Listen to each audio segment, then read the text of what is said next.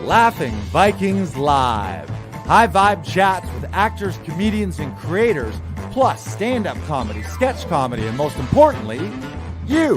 That's right, join us every Monday for new episodes, and you can be a part of the show on Facebook Live, YouTube Live, and Twitch. Ask questions and interact in the comments, and make sure to share this with your actor, comedian, and creator friends so they can be a part of the show too. Can't make a live show? No problem. You can catch up on your favorite podcast platform and visit laughingvikings.com to find out how you can join the cast and crew. All right, it's time for today's show. Buckle up and make sure you stick around to the end because we have a special surprise for you. All right, ladies and gentlemen, it is Laughing Vikings Live. Happy Monday Fun Day. Let's go.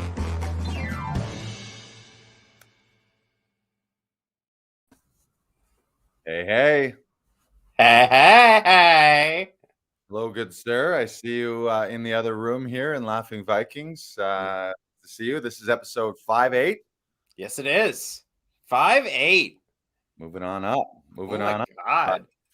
How was your weekend? It was great. We did a show, and my God, is it great to be doing live theater again? Yeah, we did a show. I've been on a roster with a company called Big Time Murder, headed by Peter Dillon. Shout out to Peter and Big Time Murder. And they do mostly corporate shows, primarily corporate, sometimes private events, and primarily murder mysteries from groups from like 10 people up to, I think I've done ones close to 1,000 people, usually at nice swanky venues. So if there's a meal or something as a cast member, usually getting nice fancy buffet dinners. Well, back in the day, they'd be buffets. I don't know if buffets exist post-pandemic. They might be. Are buffets done now? Maybe buffets are over. I think buffets are extinct after pandemics. But we had a great show, and I think this was the first one back. It was at a swanky venue called the National Club, which is a very well-to-do, fancy club right down on Bay Street in Toronto. I'm assuming membership is probably somewhere between $10,000 and $50,000. Maybe I'm lowballing it and it's more expensive than that. But a guy put on a fantastic show. It was his daughter's 30th birthday, and she had about 50 of her family and friends around, and we did a wacky, zany murder mystery for her. But it was, yeah, right. It was really cool to be doing. For me, it was almost more fun being around cast members. I'm going to say this: I enjoy seeing cast members and other actors and talking backstage before and after the show almost more than I enjoyed doing the show, kind of thing. So for me, doing shows is that side of things. Maybe I missed more than the show proper, but the show went great. And every year, Peter's got shows lined up. You could probably go to bigtimemurder.com or zoommystery.com. And if you want to do like an international show where you have people from all over the world tuning in, his pandemic pivot was to switch to Zoom shows. So you can check out Zoom Mystery. And the big news is on Saturday, this was BK Broiler's first show as a newly minted cast member of Big Time Murder. Although this show you were stage manager, and then in the next show you're stage manager / a character, and beyond that you'll be playing characters, I'm sure, on a regular basis. The Christmas season's always jammed with shows. Might be a little different as people are still getting used to being around live people and live entertainment this Christmas, but welcome aboard, BK Broiler. Yeah, I'm very excited to get going with it. It's a lot of fun. Yeah. Oh, it was great just watching the show and like being there ready for the cue and seeing it all and seeing like the people beside me and laughing with people. And it was a lot of fun. It's a lot of fun. Yeah. Remember when people used to get together and do stuff together? Yeah. Wow. Those were the days, and they're back. Yes. So that was great.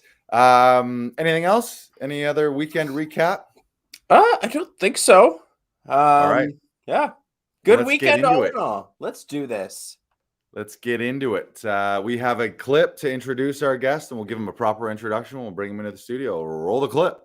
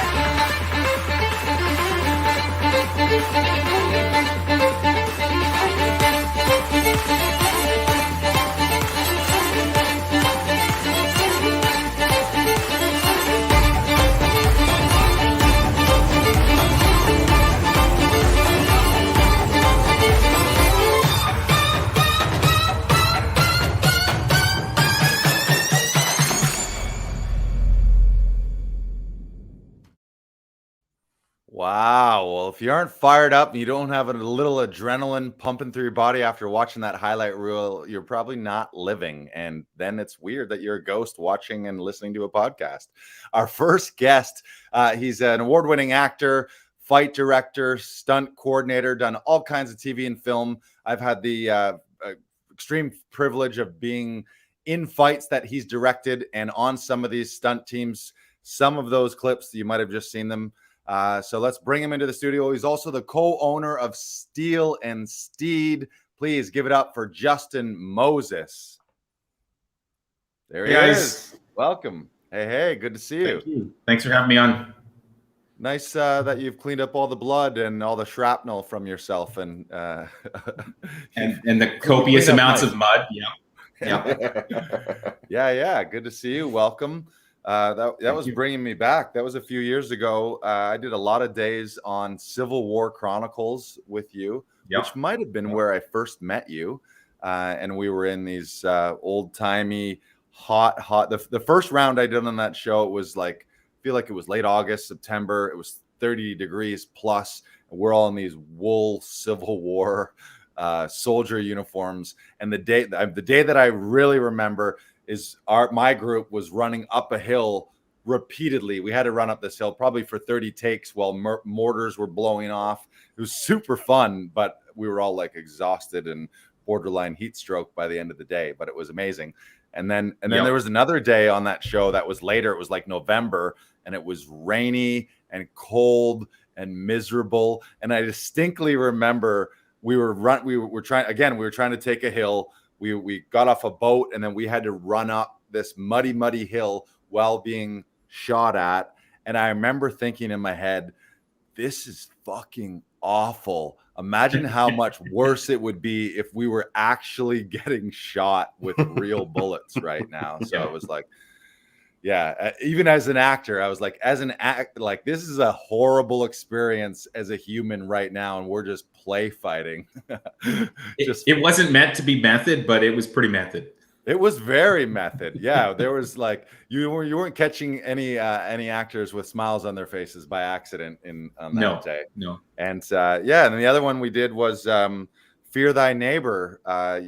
We had that big parking lot scrap where I was choking a guy out and all kinds of people were piling on. That was fun.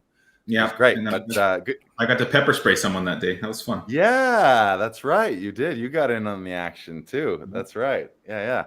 Well, welcome. It's good to see you in a non-violent podcast platform here. We're just going to be chill. Although who knows? You can throw a few punches.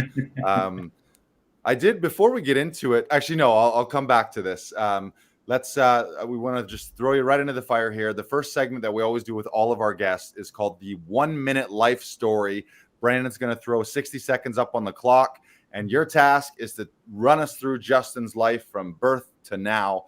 And you got 60 seconds to do that. You ready? Ready. All right, ladies and gentlemen, this is Justin Moses from Steel and Steed's life story in 1 minute. Go. I was born in Orangeville, Ontario. I was adopted about a day shy of a month after I was born. I stayed in Mitchell with my parents, which for those of you that don't know is a little blink town on the other side of Stratford, for 21 years before I went to college. I did musical theater performance at college. It kind of shaped where I was going with the acting career. I did not finish my musical theater performance degree because I found stage combat and fighting for film and fell in love with it. I met some great people in Toronto, started doing a bunch of drop-in classes there, ended up getting married, then not being married, which was also pushing me to do more of the acting and fight stuff. Then I built a company, and the rest, as you all know, is history. Ding, ding, ding, ding, ding, ding, ding, ding, ding. There it is. That's Justin Moses' 1 minute life story. All right. Before we get into some things, I had some questions pop up from just watching that reel. I understand how when a guy gets shot, you have the squib and blood can explode and it looks like he's actually being shot. But in this samurai show, there was a shot of a sword coming from behind out the front of a guy. How do you make it look like a sword is bursting through a man's chest? So we can shoot it one of two ways. One is just complete CGI. So we use either a half sword, or we use camera angles from the back to make it look like someone's being stabbed, and then just have our CGI artists render the sword coming through. The other way to do it is we shoot basically a plate shot of the action with no sword, and then a second shot where the actor's actually wearing a piece of a sword that's attached to a rig on their front. And then when they react to it, the sword's already there, so they can composite the two together, and it makes it look like a sword's popping through. Movie magic. You see, we're learning here. And the other shot that was great is the guy in Civil War Chronicles pulling the bayonet out of his face. Yeah, that's one of my favorite shots. It's gruesomely amazing. I love the Viking shot where you pulled the knife out of the guy's head. Yeah. So it's the same thing kind of with both of those is with the bayonets through the mouth, we shot everything from behind and had the real bayonet go, or I'll call it real. It was a metal doll version, but it was safely thrust in front of the face so that camera angle looks like it goes through. Then the actor went and got the prosthetic piece applied. And then we shot it from the other side, where when the camera rolled around, we had a sawed-off blade that was pressed against his mouth. And then that allowed him to start to pull it. And we had the prosthetic piece on the other side. So, yeah, it looks pretty gruesome. And the knife shot's pretty much the same thing. We had the knife go in, put the blood in the mouth, had a shorter knife so that when it came out, he could spit the blood, and it looked gnarly. Yeah, super gnarly. You guys do some really cool stuff. We had your one of your peers, Daniel Levinson, on a few weeks ago as well, who does some great stuff, as you know, in the world of stunts and fight coordination and fight direction. So I want to take it back to, we always like to know how people get started in this weird, wacky industry. Do you remember, and maybe this was as a kid, but do you remember what your first performance was when you either first got on stage or caught this acting performance bug? So Pirates of Penzance was the first show that I saw at the Stratford Festival. And it was wild. I was probably too young to really get some of the nuances of it. But it's a fun show. It's upbeat. The singing and dancing are amazing. And of course it was on the festival stage, or Avon stage at the festival. So it was, really high quality performance production and stellar actors. So that's what kind of got me into it. And then over the years, because I grew up around Stratford, I was able to attend a bunch of the Shakespeare shows, a bunch of their musicals, which got me into it. And then I started with community theater and kind of went from there. Do you remember as a performer, your first community theater performance? So other than doing music festivals and stuff like that, my actual first theatrical performance would have been Oklahoma. And I was at the London Community Players. We did the production of Oklahoma, and then the following year I did Pajama Game in Stratford, which is a very obscure, really random show. Pajama Game, not to be confused with Squid Game. Correct. Different show. Nice.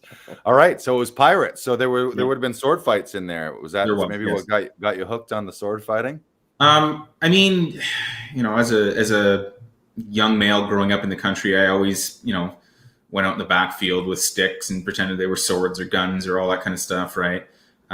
So that just kind of allowed me to do the same thing, but someone gave me a real sword to do it with. So, I can't really say no to that.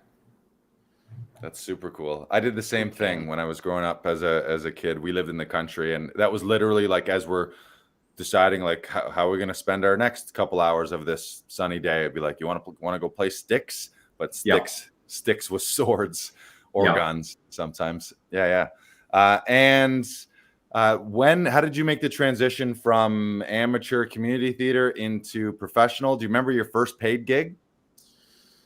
My first paid gig would have been a live show. We did Renaissance festivals.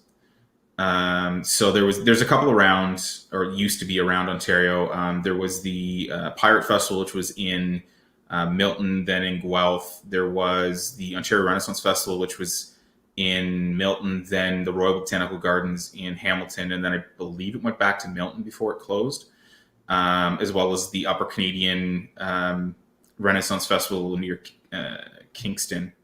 So there was a few. So my first paid gig was the Renaissance Festival here in Milton, and it wasn't a show per se where we had a lot of lines to remember, but we were soldiers in the 13th century, and we basically just beat the shit out of each other with swords.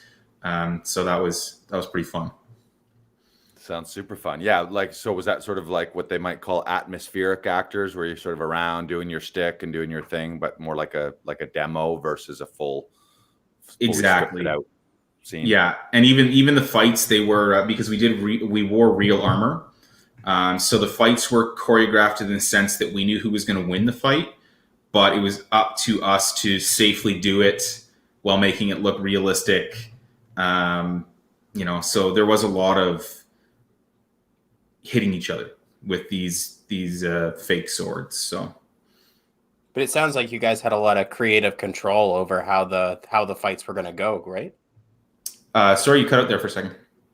Sorry, it sounds like you had a lot of creative control over what sort of fights and what sort of stunts you were doing at that point, though.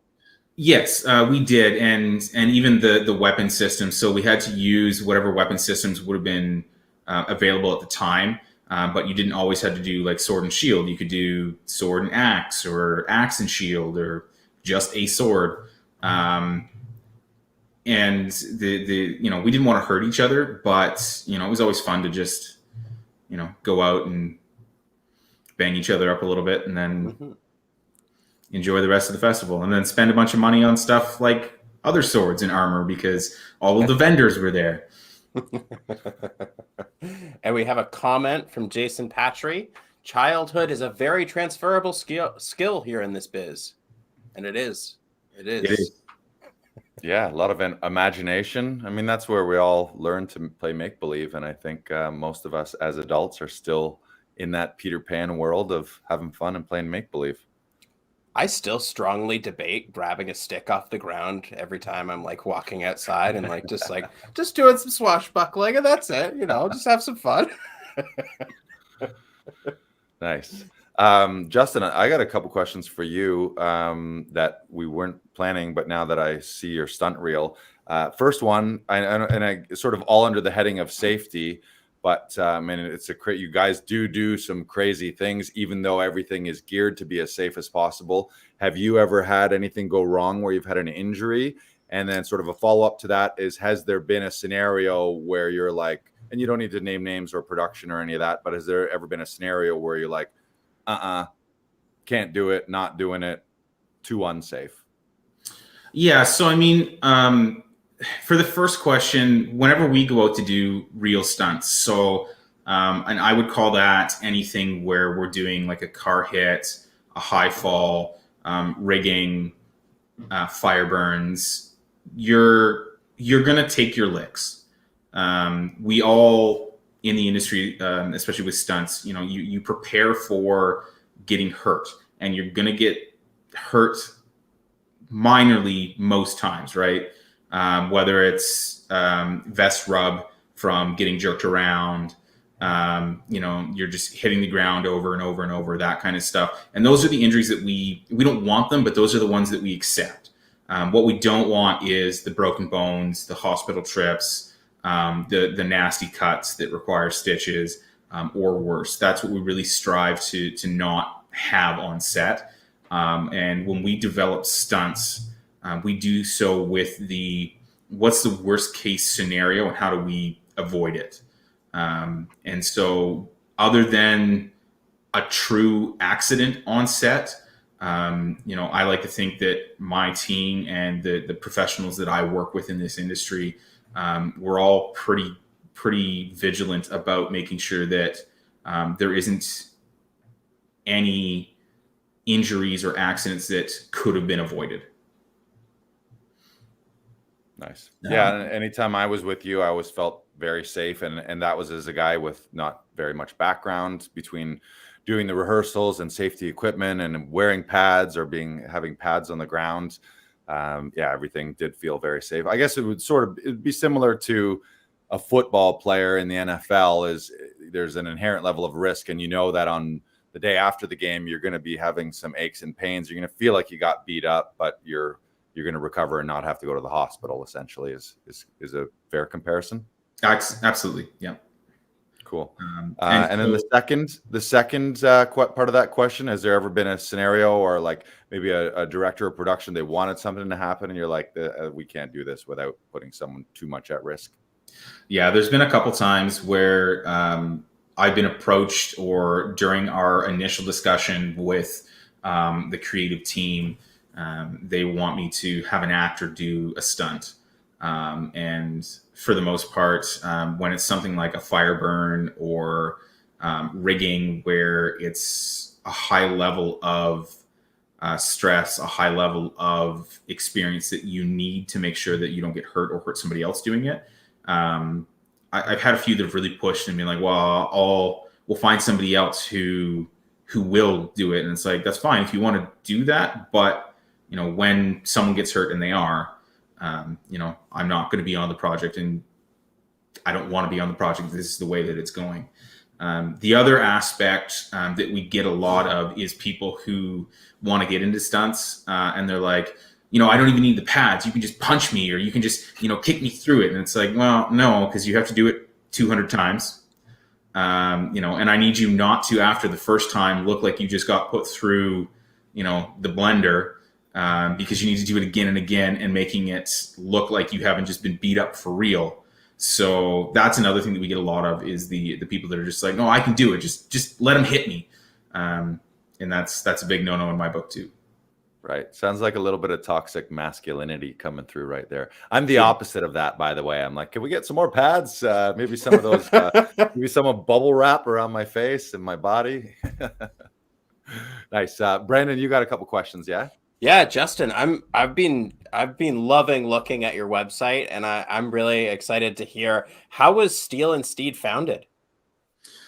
So my business partner, Marie Beth, she came to me in 2014, and she has a lot of experience with horses. She went to Guelph University and got a number of degrees in the equine field. She had a couple horses, and she came to me asking how she could get them into film, because it was something that she had wanted to do, and had been looking for someone who didn't just immediately dismiss her because she was either a girl or didn't have film experience. Mm-hmm. So it was a great moment where we kind of combined forces, her doing more of the horse side of things, me doing the stunt side of things, and really be able to provide a much broader service to film productions than just someone who can choreograph some fights or someone who has a couple horses. Because as you guys probably both know, Toronto isn't a major hub for filming horse stuff, but there is enough shows that require a horse here and there, like Civil War, Age of Samurai, that it's needed, but it's not a huge business. It's not something that everyone would be able to get into and make lots of money doing. And the same with the stunts, right? There's a lot of stunt coordinators out there, both in the union and the non-union world. So how do we make the business stand out from everyone else, so that the companies that are looking for this type of production value can come to us and get kind of everything in one stop? Cool. Quick question, just because this is timely. Obviously, the tragedy that happened in the States with Alec Baldwin on set with that gun. Is there any, like, when something like that happens and you see that, how does that affect you? Do you have any meetings? Do you change anything, or do you do a relook at your protocols just when something horrific like that does happen? What is the response for you and your team? Yeah. So, I mean, whenever there's an incident on set where someone's been injured or worse, we always try to have a bit of introspection and just how can we make sure that something like this doesn't happen. In that particular case, I know there's been a lot of, I'm going to call it knee-jerk reactions where people are saying guns shouldn't be on set, like live guns shouldn't be on set. Go with airsoft, all that kind of stuff. We use a lot of airsoft. We have used real guns on set. We used live guns in Civil War. We used them on Age of Samurai. They're not dangerous if all of the safety protocol is followed. And something like having live ammo on set is just, it's 100% unacceptable. To load a gun, there's shaker rounds where it looks like a real bullet, but there's no propellant in it, so it can't be accidentally fired, right? It's a tragedy. It should never happen, but it's all about safety and not letting people walk on you, right? We've been on some other sets where we've had bigger named actors, and I know some people can get a bit flustered around them and don't want to speak up and say, hey, you shouldn't be doing this, it's not safe. It doesn't matter. Everyone's human. We've played around with each other on set with, knives and swords and guns and all that kind of stuff. But we always make sure, like, as soon as we come in the morning, just like when we've done it with you, I always show you that this is, either a fake gun or, it's not loaded. There's no airsoft rounds in it. There's no real rounds in it. If it's an actual, live fire gun. I want to make sure that you guys feel safe. I want my team to make sure that everything is safe. And then it's common sense, right? Like, don't point a gun at somebody if you don't want to shoot them. Don't point a gun. That's it, right?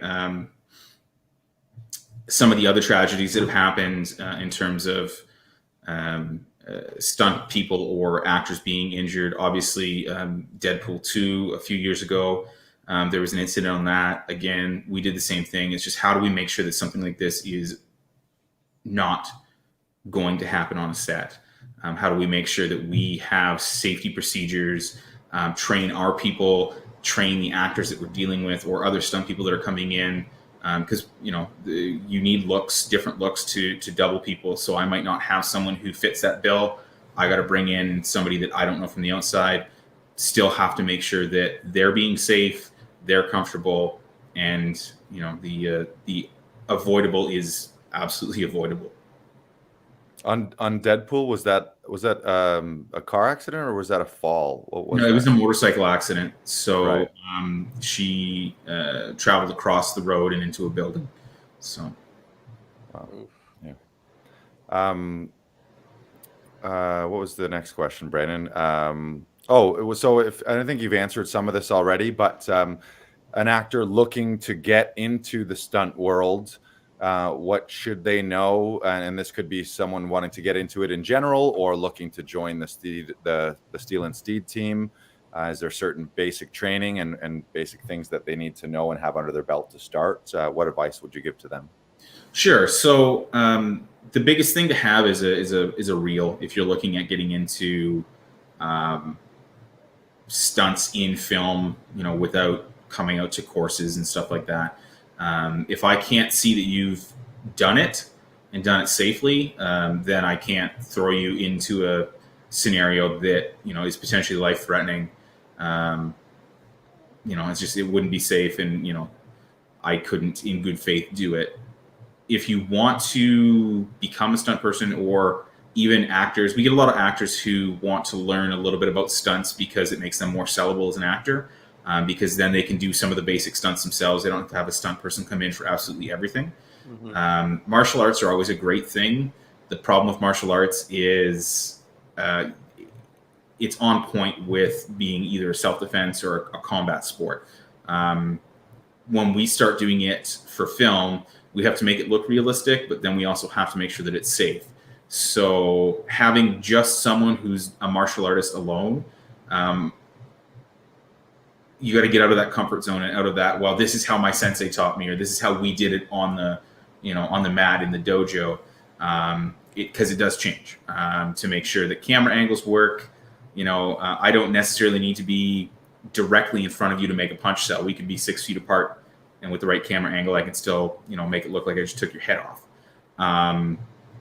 But martial arts does help because it gives you that ability in your body. Same with dance. If you can dance, and jazz, tap, ballet, partner dance, swing dance, ballroom, all that kind of stuff where you're learning choreo and the choreo is getting into your body, that is always a great thing to do, because the fight stuff, it's all choreo. It's dance with weapons, right? So coming to courses, if you want to go out and if you can't get to one of my courses, or Dan at Rake Your Wit, because he has a ton of great stuff as well. There's some others in the Toronto area that do drop-in classes. If you can't get out to one of the industry classes, look at doing some martial arts, look at doing some dance. And you don't have to belt. You don't have to be like a, second degree black belt in whatever, just so that it's in your body. You know how to throw a punch, how to, block a punch, throw a kick, do a break fall. That's probably one of the biggest things that you need to learn, is how to make sure that when you fall, you can fall safely and properly, so that you don't break a wrist, you don't break an ankle. Other than that, just get out and train. And you, speaking of training, you do run a lot of those workshops. The best place to find those, is that at steelandsteed.ca, or so on your social media you often post as well? We do. So the website will have a list of upcoming workshops. And then both the Instagram page and the Facebook page has a what's coming up, events that we're doing, spot on them as well. So, and for those people that aren't too familiar with Steel and Steed, do you want to just sort of give a brief rundown of the sort of the types of workshops that you do offer? Yeah. So we're getting back into a weekly drop-in class, and the drop-in classes, they range from hand-to-hand fighting, sword fighting, knife fighting, falls 101. Sometimes we'll get into some of the choreo, so it'll be like 2 or 3 weeks or more, where we'll actually work on a specific piece of choreo with a partner, so that you can take it from being something that looks okay to something that we could actually film and be part of your reel with costumes and whatever else. From the drop-in workshops, we also do stunt driving and precision driving. We do fire burn workshops for those who are bold enough to light themselves on fire. And then, of course, we do the horseback riding. And that's, again, we usually start with beginner or basic, kind of how to be on a horse and at least make it do certain things. So as an actor, you can at least get on a horse and know that you can turn it to the right or left to make it stop. And then we'll go from there for the people who are proficient enough with the horse and the stunts to combine them and do stunt riding. Amazing. Yeah, so check them out. Make sure, and I can vouch. They were always very fun. They were always super informative. Yeah, it's a great time, and obviously working with you on set was always really fun. But the workshops is kind of where you get some confidence, so that when camera's rolling and the whole production's around you, you're not thinking like, oh shit, I don't want to screw up. Because I would imagine you want to have a confident mentality that this is going to go well. You don't want to be thinking, oh, don't fuck up, don't fuck up, don't fuck up. That's probably where you do things that lead to a fuck up. So yeah, get that training under your belt for sure. Now, before we move on to the other question, I did have a follow-up. Do you do the driving stuff on your ranch as well? Like, do you have a separate place for the horses and the driving stuff?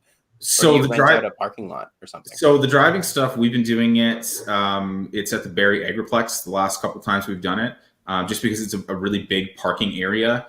And they also offer both pavement and gravel, because it's a different scenario for each type of roadway, right? Mm-hmm. So it's good to be able to work both, because you might have been practicing for all your life on pavement, and then you're like, I'm a stunt driver, we can do this, and then you get called to do something on a dirt road, and you're like, oh, well, the car's doing things that I didn't know it could do, and then bad things happen. So yeah, you want to be ready for all scenarios, no matter what the situation, right?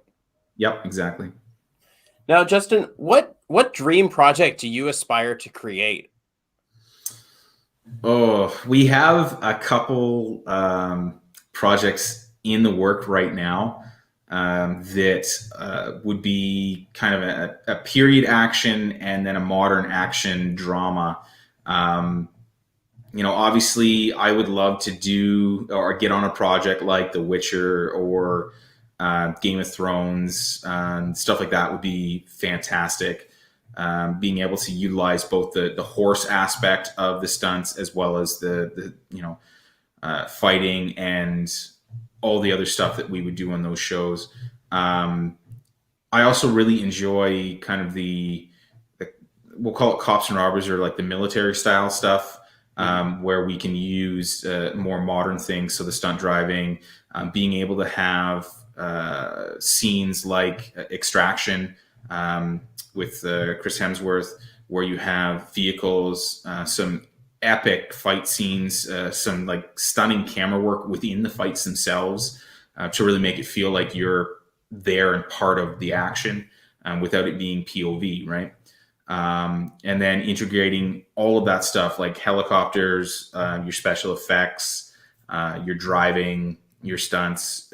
That's the kind of stuff that I really want to get more into. And Toronto is wonderful. I would say we lack some of the bigger elements of stunt shows. And I know we've had stuff like Suicide Squad. We just finished filming Mayor of Kingstown, which is a bigger action show for sure. But they're pretty few and far between. So I'm really working on trying to develop more stuff that we can shoot here in Toronto that is a bigger action venue, so that we don't have to go to California or Vancouver to shoot some of these big action shows, right? Mm-hmm. And be able to showcase the talent that Toronto has, because we have a ton of really talented stunt folk and stunt actors here, and it's a shame that we either have to go out west or down south to kind of get on some of the better stunt shows. So are you gonna make like your own John Wick, or like set it in medieval times, or set it in a spy genre or something like that? So yeah, we've been working on a couple projects. Like I said, one of them is kind of a fantasy Viking show, which is going to allow us to be historical and fun, but not bound by history itself, right? So we can kind of have different genres or different types of characters be able to kind of pass through with the Vikings, right? And that's also going to help us to be a lot more diverse, right? Because we can have any person from any nation be able to kind of interact on this show, and kind of show off the talent that we have for not just the stunt people, but our diverse stunters, our women stunters, because we have some very, very talented folk here. I just want to say, Justin, you had me at Vikings. Yeah. Yeah. If you got used for some laughing Vikings, maybe we got a little co-production in the works. Absolutely. There too. So let us know. I have another sort of follow-up question. You've done so many cool things on so many cool shows. Is there one that, and maybe this is an impossible question, but if it is, please answer it. If it's not impossible, please answer it. But has there been a moment where, as you stepped onto set, you were like, I cannot believe I'm doing this. This is the coolest shit ever. This is dreams come true, that has stood above the others? There's been a few times. I was on a show. It was a pilot episode that I don't think it ever got picked up, or if it did, it went to a different city. But I was providing sniper overwatch for this funeral procession that was going on, and I was on a 16-story building in Toronto with a sniper rifle, looking down at this church, right? And I was standing up there and I was watching the people in the office building like across taking pictures of me because I'm in this flak jacket with the sniper rifle. And I thought, there aren't too many people that get a chance to be on a roof in Toronto with a sniper rifle that aren't either the real Toronto police or that are getting shot at themselves by Toronto police. So that was pretty cool. Just being able to be up there and doing that kind of stuff. Age of Samurai was another one where we had some A-list cast come in that were from Japan. They worked, two of them worked on 47 Ronin, Last Samurai, Westworld. So they were very well-rounded actors, and just getting to kind of bond with them and then come out into this beautiful forest area that was being viewed as Japan, because obviously we were in Canada. And then just, 30, 40 guys in samurai armor on the horses, just having a crazy time. That was almost surreal, right? That you get to do this and you're in a period piece with a totally different culture.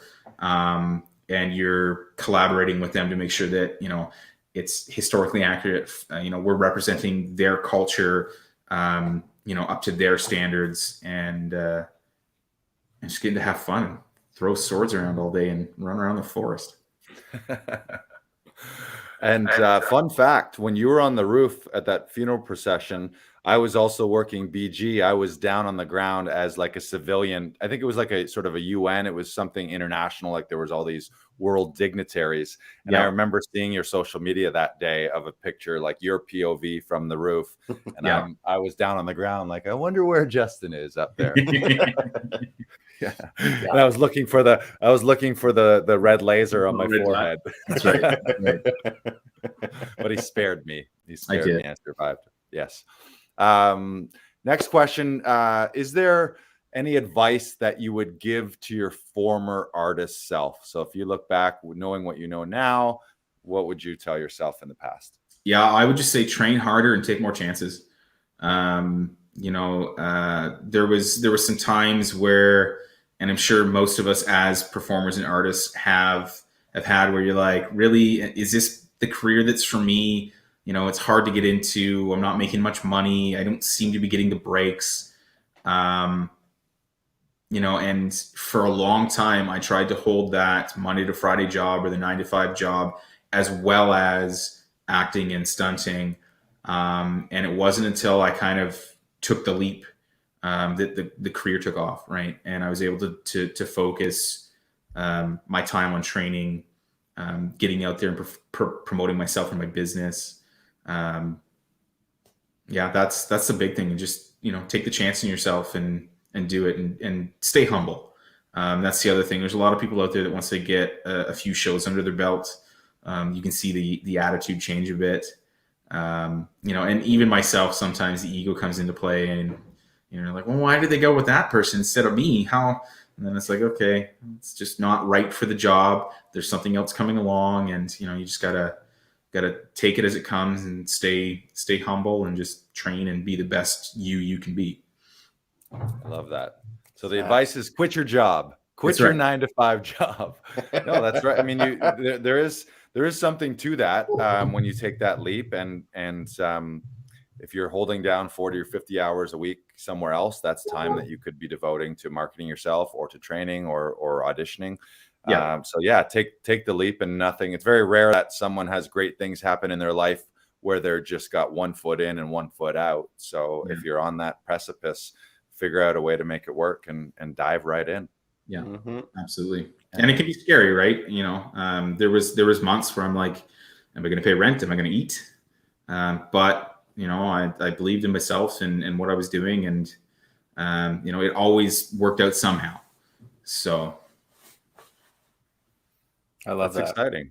Yeah, and then you figure out all the deals. You're like, okay, I got $5 this day at Subway, and with the ramen noodle, like you figure out all your cheap meal places. That's right. You go to set, and you're like, are you gonna throw out all that food that nobody's eating? Because I could take it home. Right. The amount of times early on, most primarily doing background, where at the, like, you go through once with your container, and then I would just, my second round through, my take home would just be all meat. I'm like, I don't need mashed potatoes, I don't need vegetables. It's just pile on the beef and the chicken, and then I would have like a week's worth of protein in my fridge from doing one day's background. So tips of the trade. Yeah. Not to mention all those all you can eat apples and peanut butter sandwiches. Those are pretty amazing too. Yeah. Just make sure everyone's going through the line first before you steal the food. Of course. Oh, yes. You have to be considerate when you're taking food from set. Right.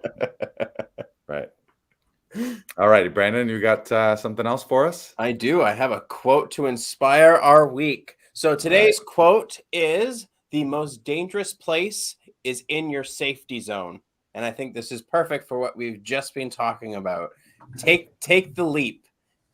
Sometimes it feels scary, and I'm in that same position now where I'm trying to take the leap in doing more stuff in the industry and trying to learn more about how this industry works and how you can survive without just acting.